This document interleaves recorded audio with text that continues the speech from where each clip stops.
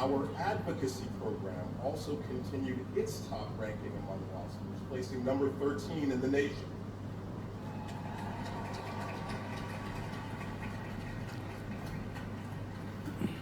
Now on that one, I've got to get into some specifics. Here are some of the advocacy program's successes this year. So Howard Law brought home the national title in the 2024 National Trial League competition for the first time.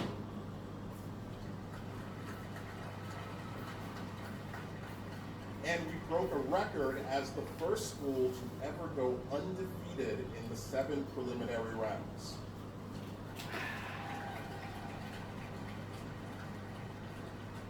And by the way, we also received the individual Best Advocate Award in that competition. In the Shark Beach Showdown National Trial Competition, our team went undefeated against the top 24 trial advocacy programs in the country and took home award for Best Advocate.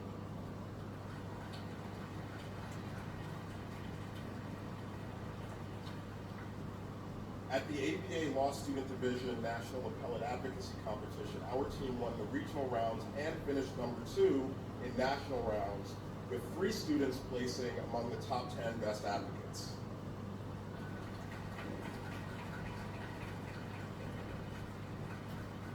At the National Soccer Arbitration Competition, our students were victorious as champions, with our second team also making it to the semifinals.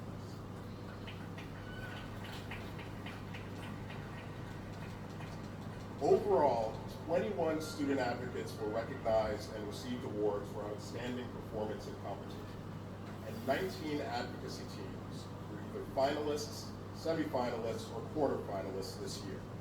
I think we're going to have to amend that one as well and say that our advocacy program is among the best in the galaxy.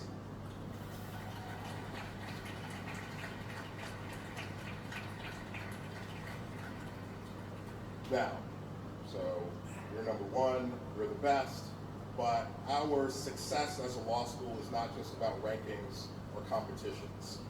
At Howard Law, our commitment to improving access to justice continues to grow through numerous pipeline and pathway program partnerships with, for example, Verizon Communications, the White Plains Youth Bureau, the Scales of Justice Academy, the U.S. Court of Appeals for the Second Circuit, and the New York State Judicial Institute, all aiming to advance civic and legal education to empower youth in our community to aspire to leadership, whether in the law or in other fields.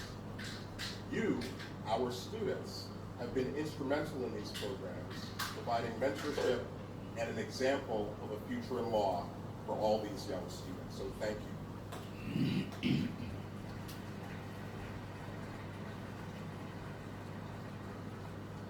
Over the past few years, we've endeavored to expand our reach in the community through numerous partnerships and the continued work of our clinics and centers, including our new Sustainable Business Law Hub and our new Legal Hand Call-In Center. Again, all supported by you, our students. In its first year, with the help of more than 25 Howard Law students and volunteers, the Legal Hand Call-In Center provided direct help in the form of resources, information, and referrals to more than 1,000 visitors seeking help navigating issues that were impacting their lives in areas such as housing, immigration, domestic violence, employment, and many more. Our renowned centers have continued to support the community as well, and have continued to work with state and local government, serving as an important resource in local law and policy. I'm especially proud that New York State Senate Majority Leader Andrea Stewart-Cousins commissioned several of our students, several of whom are sitting out here today, to lead an in-depth study of New York State's village and corporation law. Here's the best part. Their recommendations resulted in a package of bills that were signed into law by Governor Hochul this past January.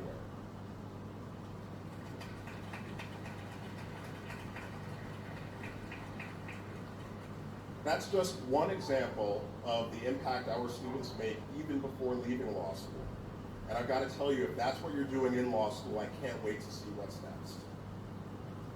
Now, we all know that law school is no easy journey, and in order to get to this moment, we've all had to overcome stress, anxiety, a host of psychological, physical, financial demands.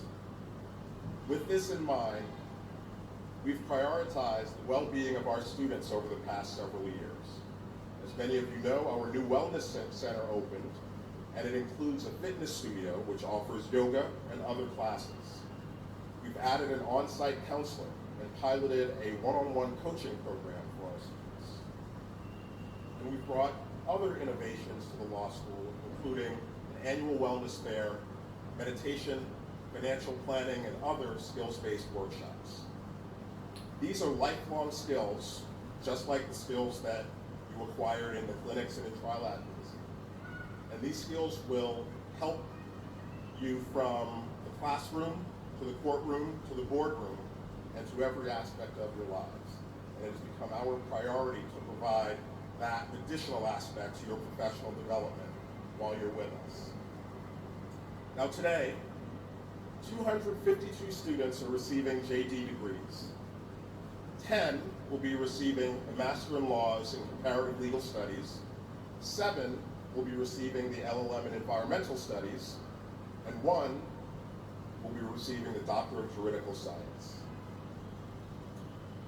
64 of you have completed advanced certificates, and 4 students will be graduating with an additional degree from the Yale School of Environment in our joint program with Yale University.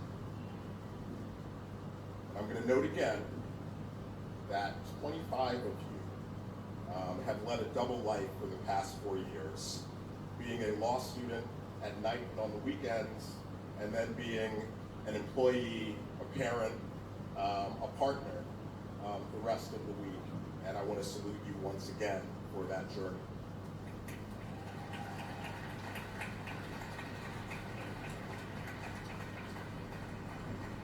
Now, we wish you all the best in your careers and in your lives, but please remember that there are no goodbyes at Howard Law. You will always be a member of our community, and we'll always be here to support you in your careers, to offer advice when you need it, and to celebrate your achievements as you move forward in the profession. So please stay closely in touch as Howard Law alumni. And as you can probably figure out, I'll be reaching out to you really soon. But seriously, beyond my reaching out to you, there will be many students who succeed you. You will be an inspiration to them, and hopefully you will be mentors to them as well. So go forward confidently and proudly, class of 2024. We are filled with both pride and optimism about your future. We know that you will take what you've learned with us and do good with it. I want you to remember the values that you learned here. Just carry them forward. That's all we ask. So enjoy this day. It's well deserved, and you will remember it for a lifetime. Thank you.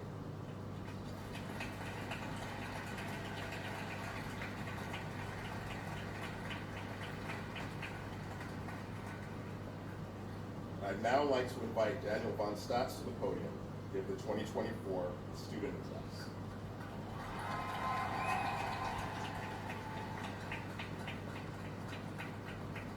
Now, before Dan gets on, I just want to point out, not only is he an impressive example of high academic achievement at the law school, he's also demonstrated great leadership as president of the Student Bar Association. So, Dan, welcome.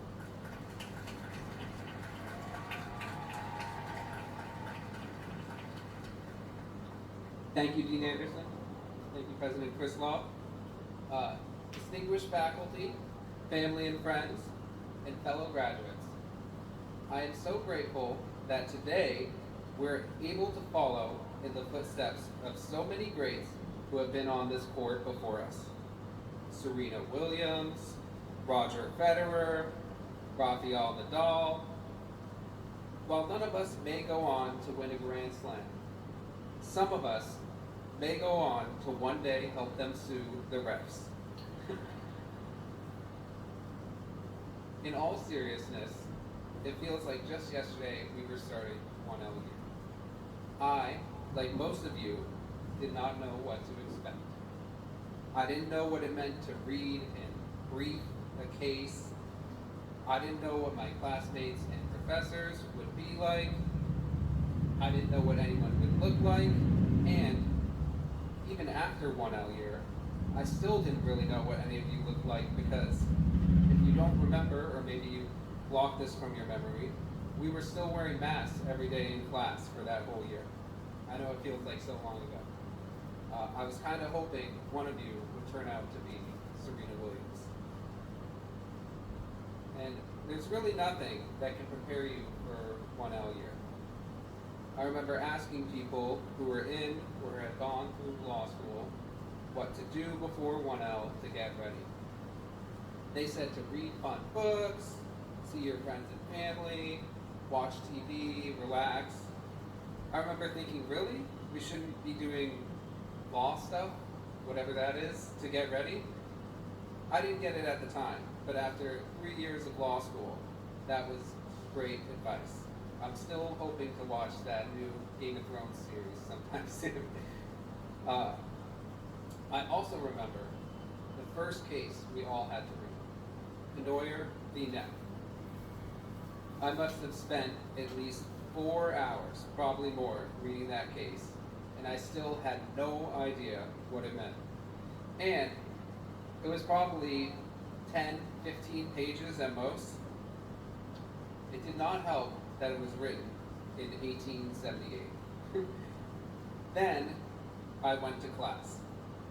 Fortunately, I was not called on that first day, and my sincerest apologies to those of you who were. As we went through the case in class, my beliefs were confirmed. I did not understand it. Honestly, I still really have no idea what Penoyer means. Just kidding, Professor Simon. Thankfully though, in class, my professor helped us learn how to interpret that case, and in our time here, we went on to read hundreds of cases, and more importantly, how to interpret them on our own. And thanks to all of our wonderful professors here at Howard Law, we were able to learn the skills necessary to be exceptional attorneys.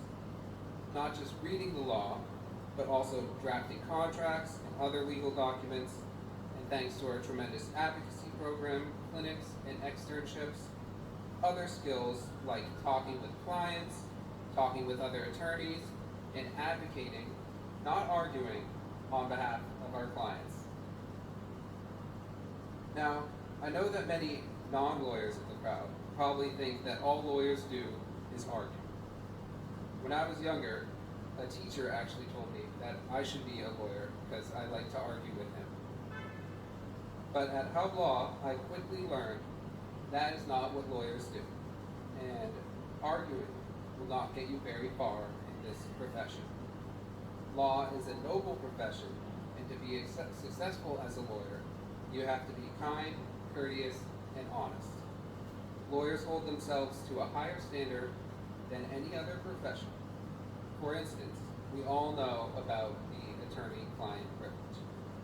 In a court of law, communications between an attorney and their client are as protected as communications between spouses or between a doctor and their patient.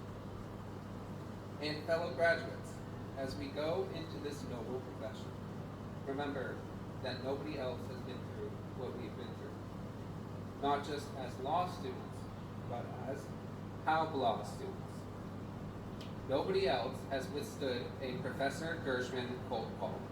Oh, sorry, I think that's my private jet arriving for after this. Nobody has withstood a Professor Gershman cold call, although I do know he is in Spain right now, scaring students at some other school. Nobody else has had Professor McLaughlin, after failing to answer his question, leave the room to get coffee and give you 5 minutes before he comes back to ask you the question again. Thankfully though, that never actually happened in my class.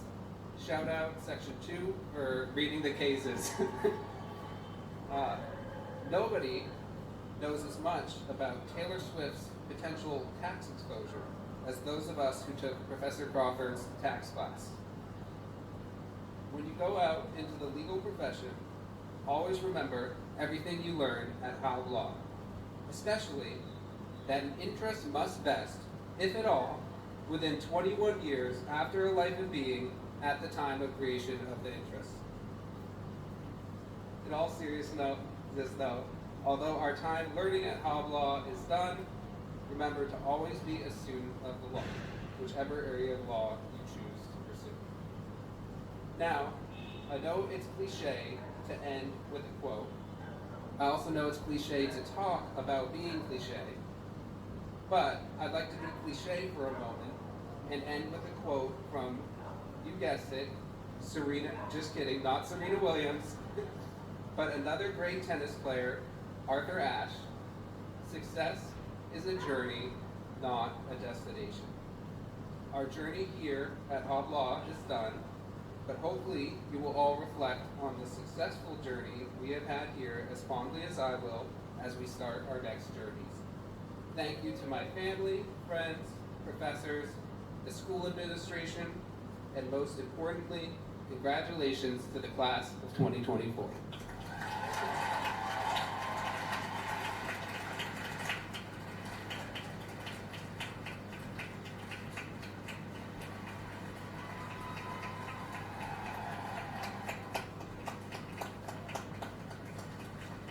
Thank you, Dan. Very well done. Very well done. I now ask Pace University trustee Lillian A. Howe to please join me at the podium, along with Dean Emerita and Penoyer B. Neff expert, Michelle Simon, and our honorary degree recipient, the Honorable Rowan D. Wilson, Chief Judge of the New York Court of Appeals.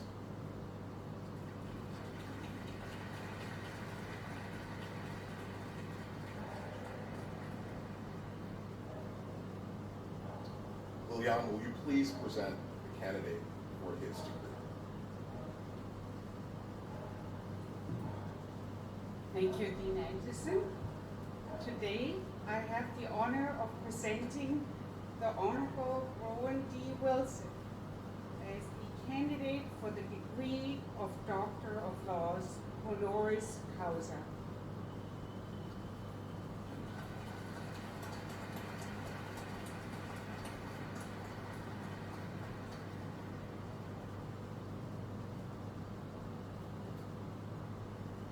Judge Rowan D. Wilson, with a distinguished career as a lawyer and a jurist, and now as New York's highest-ranking judge, you are one of the nation's leading voices advancing equity, justice, and the rule of law. You received your AB degree from Harvard College and your JD degree from Harvard Law School. You were admitted to the bar of the state of California in 1985 and the bar of the state of New York in 1987. From 1984 to 1986, you served as a law clerk to the Honorable James R. Browning, Chief Judge of the United States Court of Appeals for the Ninth Circuit, based in San Francisco, California. In 1986, you joined the firm of Cravath, Swaine & Moore in New York City as an associate, and were elected to partnership there in 1991, in which position you continued until 2017. There, your practice encompassed a wide variety of matters, including antitrust, intellectual property, securities and common law fraud, contract, labor and employment, civil rights and First Amendment issues, and you rose to become the first partner of color at that firm. On January 15th, 2017, Governor Andrew M. Cuomo nominated you to serve as an associate judge of the Court of Appeals, and the New York State Senate confirmed your nomination on February 6th, 2017.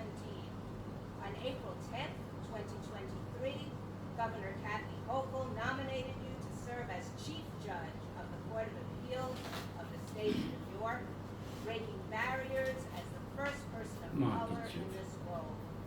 The New York State Senate confirmed your nomination on April 18th, 2023. Judge